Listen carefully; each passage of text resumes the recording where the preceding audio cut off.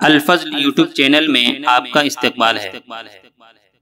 اس channel پر روزانہ قرآن پاک کی ایک آیت تلاوت، سماعت ترجمہ اور مختصر تشریح پیش کی جا رہی ہے۔ ویڈیو اپلوڈ ہونے پر نوٹیفیکیشن پانے کے لیے اس چینل کو سبسکرائب کریں اور بیل آئیکن ضرور دبائیں۔ السلام علیکم ورحمۃ اللہ وبرکاتہ۔ میرے دینی و ایمانی بھائیوں اور بہنوں، سورہ نساء آیت نمبر 1 پیش خدمت ہے۔ اعوذ باللہ من الشیطان الرجیم، بسم اللہ الرحمن الرحیم۔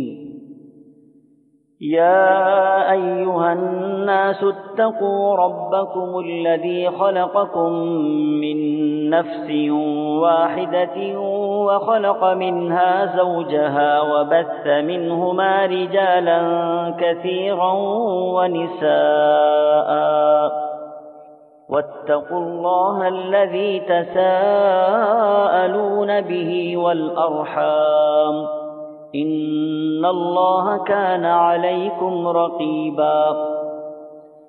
میں اللہ کی پناہ چاہتا ہوں شیطان مردود سے۔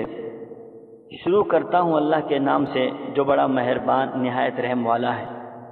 اے لوگو، اپنے پروردگار سے ڈرو جس نے تمہیں ایک جان سے پیدا کیا اور اسی سے اس کی بیوی کو پیدا کر کے ان دونوں سے بہت سے مرد اور عورتیں پھیلا دی۔ اس اللہ سے ڈرو جس کے نام پر ایک دوسرے سے مانگتے ہو اور رشتے ناطے توڑنے سے بھی بچو، بے شک اللہ تعالیٰ تم پر نگہبان ہے۔ حضرات، سورہ آل عمران کی آخری آیت تقوی کی وصیت پر ختم ہوئی تھی، اور اب یہ صورت تقوی کے حکم سے ہی شروع کی جا رہی ہے۔ اس آیت کو اللہ کے نبی صلی اللہ تعالی علیہ وسلم خطبہ نکاح میں پڑھا کرتے تھے، اور خطبہ نکاح میں اس کا پڑھنا مسنون ہے۔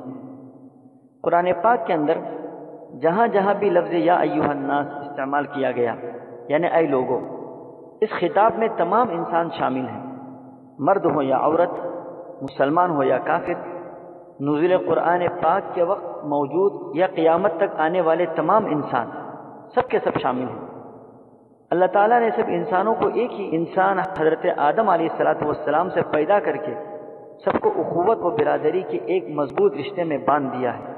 اب اس رشتے اخوت کا یہی تقاضا ہے کہ باہمی ہمدردی و خیرخواہی کے حقوق پورے ادا کیے جائیں، اور ذات پات، اونچ نیچ، حسب نسب، رنگ و نسل کسی چیز کو معیار نہ بنایا جائے۔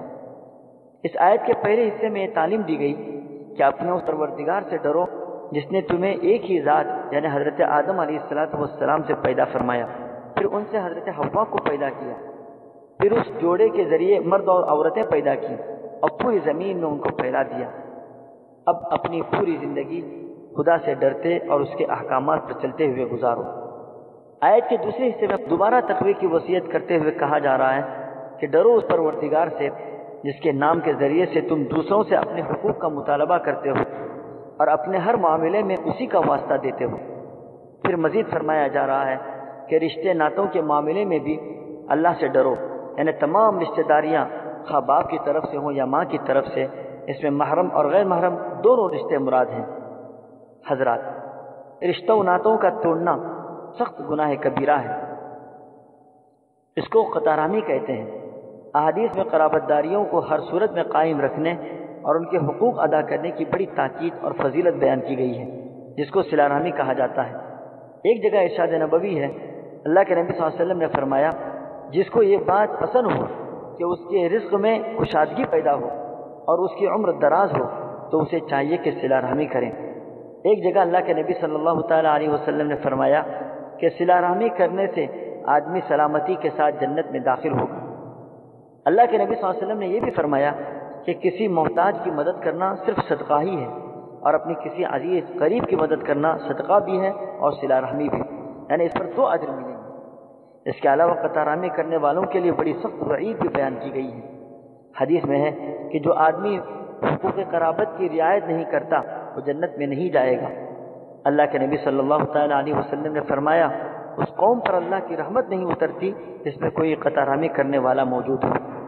صلہ رحمی یا کوئی نیک عمل صحیح جذبے کے ساتھ کرنا ضروری ہے۔ اگر دل میں کھوٹ ہے تو پھر اللہ اس کا اجر و ثواب نہیں دیں گے، اور اللہ ہر عمل کا نگہبان ہے۔ اللہ تعالیٰ ہم سبوں کو اس آیت میں دیے گئے پیغامات پر عمل کرنے کی توفیق عطا فرمائے، آمین۔